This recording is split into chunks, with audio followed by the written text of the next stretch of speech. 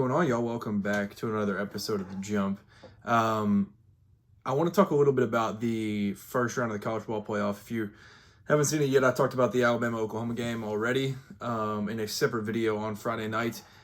But then we had 3 games on Saturday. And I'll really only spend some time talking about the one because there are 2 others that kind of point to a bigger problem in the sport of college football, in my opinion. So I want to talk about the Miami and Texas A&M game in College Station. Miami goes on the road, wins 10-3 in a slugfest defensive battle, and see who can miss the most kicks battle. That was essentially what this game was.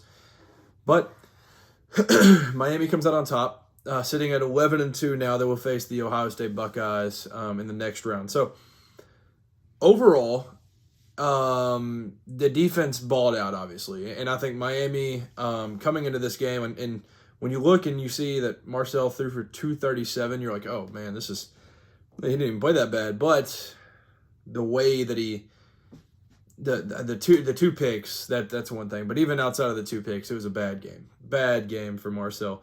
And I love Marcel as a neutral fan. Love the guy. So I hate to see that happen for him and really that whole program. But Miami just played it perfectly. They said, Marcel, you're going to have to beat us by being just an elite pocket passing quarterback. And early on, especially it felt like every third down, he was just running for the first down. And he was beating it with his legs a little bit because they weren't bringing a ton of pressure. But that is the story of the game when once they kind of get him out of where he's just killing them with his legs early, and they make him pass, and Akeem Massador and Ruben Bain get their feet under him a little bit, and they start dominating. It was just kind of over. He couldn't do anything. I would say he was, in a way, holding the offense back would be a good way of putting it. It was just ugly. So shout out to Ruben Bain, shout out to Massador. That defense did their thing. They said, we're going to sit back in zone, and he's going to have to pick us apart and prove to us that he can do it, because he couldn't do it against Texas. And early in the South Carolina game, he showed some flaws. So all of that combined ends up being the reason Miami comes out and plays the way they do. And they really only brought 3 or 4 the entire day, sat back in coverage, and there was really no there was no comfortability the entire game out of A&M. And unfortunately, with Le'Veon Moss going out again, man can't stay healthy. I hate to see that, but Ruben Owens, nobody could really get going the entire game. They ended up running for 89 yards. The Miami defense was completely locked down, and the A&M defense, credit to them as well. They're locked down for the most part in this one. It was incredible. Really, there was just a 2-man show, literally a 2-man show, and Carson Beck didn't have the best game in the world. I feel like he did a good job of just managing and not really doing anything to put them in harm's way. But Mark Fletcher, the numbers honestly feel like, when you look at them, more than what it felt like in the game. There was really just a main big run late. But the man had 17 carries for 172 yards. And then Malachi Tony had 9 yards on the ground. And then only 22 yards receiving. But when you look at how he got there, that's where you're like, yeah, this is different. So Malachi Tony, a freshman, he had a fumble earlier that they had lost, which was the second lost fumble for Miami all year. They had the one against NC State that was their first one lost all year, and then this one being the second one. It was like, how are they going to respond? And they respond tremendously. And I know it was tough on I think they call him Baby Jesus. So Malachi Tony is just special. He's just absolutely special. And so they continue to go back to him and trust. And as a Kentucky football fan, now that Will Stein is my coach, they feed the studs. They fed the stud in this game. It was Malachi Tony. It was his show, Mark Fletcher. And the thing I love about those 2 being the ones that popped off is, yes, Miami does well in the transfer portal and all that, but this is a program that Mario Cristobal has built through high school recruiting and getting these guys to buy into the program and stick around. These guys are both Miami recruits and commits out of high school. Now Malachi's only a freshman. But Mark Fletcher's been in the program 3 years, and seeing him ball out was awesome. So, it was a 2-man show. It was literally Mark Fletcher take over late. Mario Craver had the great catch for A&M, but Malachi Tony, he just kind of took over late. I feel like they ran 5,000 different plays to get him the ball. Like it felt like I heard Cole Kublik. It might have been. I don't remember where I'd seen. I think it was a clip on Twitter or something. But he had said that it felt like Malachi Tony, like Shannon Dawson's like mindset was just like, oh, we're just going for 2-point conversions the entire field. So it was just like they'd figure out freaky ways to get it. They called it the Mallycat instead of the Wildcat, and like they just got the man the ball and they fed the studs, like I said. So for A&M though, Mario Craver, exceptional. Honestly, I mean, there was a lot of guys, a lot of these receivers, which credit to Miami for this too, and credit to A&M because they did the same thing on the other side. Like the open field tackling was exceptional in this game, just tremendous for both teams. Like there were so many plays where it was like, man, if he just gets a little bit further, but it'd be a shoestring tackle or something like that. So like I remember one on Bethel Roman early that I was like, oh, he would have scored right there. So that was a big part of what made this an absolute defensive slugfest, and it was awesome to see. And it's funny because so after this one, I took the note of like after no road teams had won last year, it started 2-0 with Alabama winning at Oklahoma, Miami winning at Texas A&M. And it's funny because these two games were flipped. Like if you follow my social media pages, like you can go see what I thought these games would be like scoring wise. I thought this one would be two offenses that completely have it figured out now. And both defenses are good, but I feel like the two defenses make the two negatives make a positive here, and then they just end up scoring a bunch of points. And I thought the other one on Friday would be the slow, methodical, very, very defensive outing. But no, that one has all the points. So these two games flipped, the Friday night and then Saturday at noon. Like these ones, these scores were completely different from what I thought they would be. But big time credit to Miami for getting out of there with a win. And I've heard a lot of disrespect and discredit and hating on these kickers for these teams because there were a lot of missed field goals. I think they so A&M missed one, and then I think Miami missed two, I want to say, maybe three. They missed three. There's the one block, but then there's a doink, there's one way right. Like, that game, the wind looked unbelievable there. So now, in hindsight, everybody needs to, give a salute and a nod of respect for the kid on game day that was going to kick, and he missed both. The second one looked perfect until it wasn't. Like, that kid on game day, credit to him. He said if he won the $1 million, he's going to give $900,000 to charity and $100,000 to help pay his room with his roommates. Like, it was all-time dude right there. Wish he could have hit one, and then they ended up upping and he missed that one. Like, it just stinks because you want to see those guys succeed. But shout out to him because then the actual kickers also in turn missed them.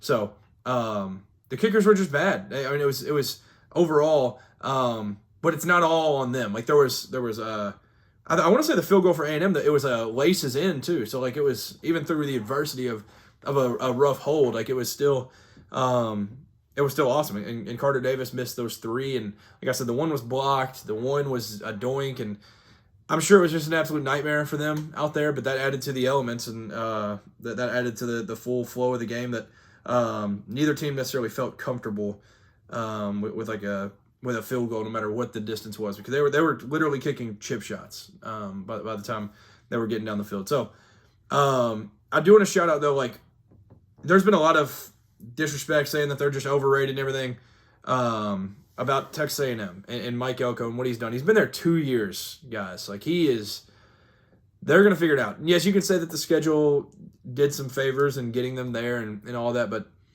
Marcel Reed is going to be that dude next year.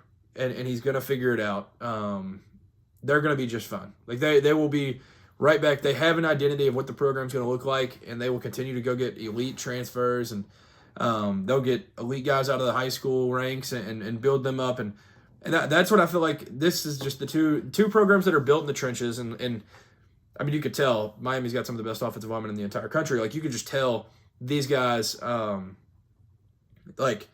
just dominated. Like no matter what the pressure was that A&M was trying to bring, they would try to just kill them with pressure at times, and Miami would not allow it. And A&M did break through a few times, get a few sacks. So that stuff is good. But like these are two programs that are built very similar. They're built from the trenches out, and they built it the right way, and they're doing things the right way and everything in this modern era. And to see these two teams like battle it out, it's literally just, it feels like Mario Cristobal has been in his program a few more years than Elko has. That's just the truth. I think in a couple years down the road, this will be a game that A&M goes to win against a certain team in this type of environment because it will be built that way. Like these guys are, at the most, they've been here 2 years with them. Like they are going to be just fine going forward, and Mike Elko is the future, and all of College Station should rejoice in that because they have their guy for quite some time, and I think Marcel Reed's going to be just fine. I think this game was just a full. I think the last 2 games really were just like showed exactly what the problems were with his game that most teams weren't able to exploit, and that will be the thing that he focuses on all offseason, and being able to turn himself into a pro quarterback in the between the years, because that's essentially what they needed him to do in this game, and he was not able to. So big shout out to Miami, big win. Congrats. Now you get to go play the most talented roster in all of the country. So that game's going to be awesome. It's going to be an awesome logo game, awesome helmet game. That's going to be sweet. Miami and Ohio State. So that's going to be cool. Other than that, the Ole Miss and Tulane game, very, very similar to the first time. The first time, I believe it was 45. Yeah, it was 45-10 the first time, 41-10 this time, and it was very, very similar with a late touchdown by Tulane. Don't really want to spend too much time on these games. There was really good college basketball on. I was at a family Christmas party, all this different stuff. Like, didn't have my eyes dialed in because I knew exactly how these games would go. Like, they went exactly how you expected. Like, it was just, yeah. Across the board, they went exactly as planned. And then credit to James Madison. They at least made a push late, and you can argue somewhere maybe backups. I know Dylan Thieneman was in for a while, and Butcher and all these different guys. Like, they were in for a while.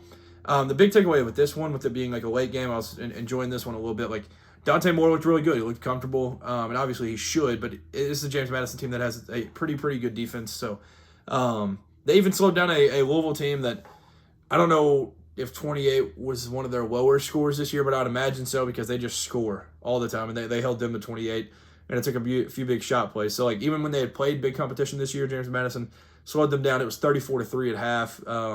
Dante Moore looked really good, though. 19 for 27, 4 touchdowns, 313. And they just ran the heck out of it. Like I said in the preview, they'll just run the ball and get out of there with a win. Malik Benson had a big game, and I believe Evan Stewart will be back for the Texas Tech game. So that's going to be awesome. Now Oregon faces Texas Tech. Ole Miss gets a rematch with Georgia. They were feisty in the game that they went to Athens, so I'm excited to see that one where they had lost 43-35 in their last outing, and then Oregon and Texas Tech, the Tyler Shuck Bowl, is essentially what that one will be. But it's going to be fun. This next round is going to be awesome, but I really want to talk about what this means for the bigger picture of the sport because I think there's a bigger problem with college football right now, and it's the fact that we shoe in these G5 teams. Now, I do think James Madison in this format should have been in over some of these teams that they got in over.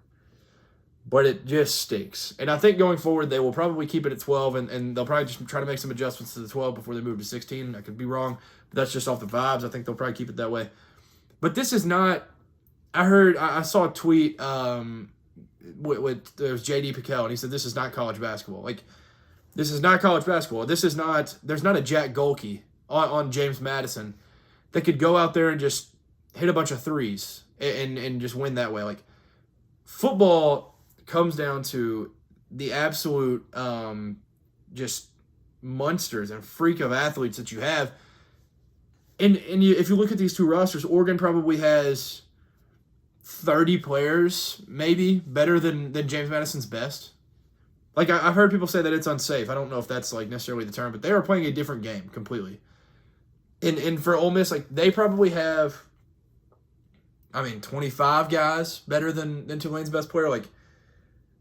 It's completely different. It is a completely different game, and it's got to change. And I think what they should do, and I don't really know the whole logistics of all of this and how this would work, but I think if there's a G5 team that you feel like truly could compete, then let them play in the actual college football playoff. And if they get into the rankings, I know Notre Dame has their thing where they've agreed to where if they're ranked in the top 12, then they're definitely in. That whole thing is just a mess. But just the fact of Memphis and USF and all these teams, they should have a G5 playoff, and it would get tons of clicks. I think me as a college football fan, I'm going to tap into that immediately. I would love that. But the only thing that I think makes that interesting, like Boise State last year with Penn State, like they at least made it interesting. I think it ended up being like a 17-point game, but like Penn State was one of the best teams in the country last year. Lost the Big Ten championship. Like they were still really good all last year. So like that Boise team could certainly compete with some of the teams that are in the college football playoff as of right now, and they could have competed with some of the other teams that were on the fields last year. These Tulane and James Madison were never going to compete. We knew that. We knew that the whole time. Like nobody was believing in that. They should be able to play for their own national championship. Like I don't know if this is like enough to be able to like just go to Tulane and you'll see the college football playoff appearance and it'll just say the 2024 with the O and the 20 as the playoff logo. I don't know if that's gonna be plenty. I don't know if that's gonna be enough for these guys, but like I feel like a G5 national championship would mean much more to them. In the portal era, it's just not going to happen. Like Butler in 2010, they played Duke in the title, but Gordon Hayward is the best player on the floor. That is a multi-year NBA vet in the making. That doesn't exist. Like especially now, I don't know if Gordon Hayward's leaving Butler in the transfer portal era, but maybe they are in football. I feel very confident in that. Like they're not staying. Like there's a lot of guys that have played G5 that ended up being really, really good at G5, and they just ended up staying just because the whole transfer thing was a lot more complicated. In the transfer portal era, like these guys leave and go up. Like Tulane's leading receiver is on this game was Shaz Preston, Alabama transfer. And then there's Anthony Brown-Stevens. I think Shaz was a Bama, right? Unless I'm tripping. But Anthony Brown-Stevens came from Kentucky.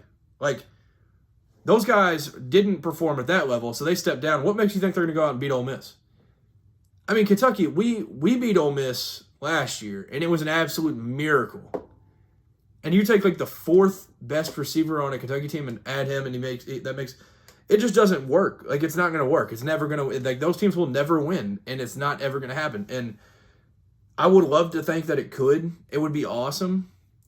Now, I don't know, like, the way that I'm saying it is, like, yes, if they think they could compete, then let them in. Like, that's going to be a very, very cloudy area right there. And then, like, if they get eliminated in the first round of the actual playoff, will they be able to play in the G5 playoff? Like, it's just a full thing.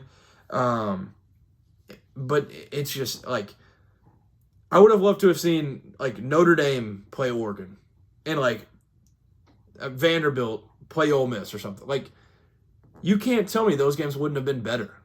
Like, those games would have been miles better. Maybe Oregon does still just roll, and maybe Ole Miss still just roll. But, like, at least those teams have an argument for being in it. Like, Texas shouldn't have been probably like that. It was too little too late for them. But, like, for Vanderbilt, having one of the best seasons in school history, and they have to watch James Madison and Tulane go get rolled by, like, 30 pieces. Like, it's just, it's sad. And I think it's a bigger problem in college football. And I don't really know what the full fix is of it. I know some people have talked about making a 16-team playoff and just go based completely off rankings. I do think the conference champs should get in. So that would make this whole situation different. But, like, maybe in that case, it just puts in Duke, and maybe it's like, all right, the Power 4 champs, you definitely get in. You get a spot, and you are going to where you're actually ranked. Because these teams, like, I don't even remember where Tulane and James Madison were. I know they were in the 20s. Like, they're not the 11th best team in the country, and they're playing as the 11 seed at the 6th seed. Like that, it's just it's tough, man. And I love the G5. I love G5 football. I love all of it, but it's just not. It's not gonna work. It's not gonna work. It's not okay. That's kind of my take on it. It's just like they've got to adjust it to where there's like a G5 playoff, and I think that would get awesome views. And I know they probably wouldn't feel necessarily involved, but I don't know, man. I mean, the 4 team, Cincinnati barely scraped by the 1 year. They had never had a representative ever before that, and I still loved watching Maction on Tuesdays and watching the AAC football on Thursdays and all of that. So it would still get the love that I think it deserves. And but you all let me know in the comments on what your thoughts are on this whole situation, because it's ugly, and I feel like we've probably seen the end of the equality of G5 and P4. So I don't think it's going to happen anymore. Shout out to Tulane and James Madison on great years, and I wish they could go out and play for a trophy to go have something to look back on for this season and be like, yeah, we won that trophy that year that we went to the playoff, or we were one of the best teams in all of the country. Like, it's just different, man. It's just completely different at this level. So that'll do it for this one. Let me know your thoughts. Leave a comment on the YouTube video. Christmas is coming up. Hope you all have a Merry Christmas if I don't post before then. I do plan on it, but if stuff comes up with basketball and stuff, I don't know. We'll see. But if not, have a Merry Christmas and Happy Holidays. I hope you enjoy the time with your family. But as for this video, let me know what your thoughts are on this outcome of these games and what the playoff committee should do going forward. That'll do it. Peace.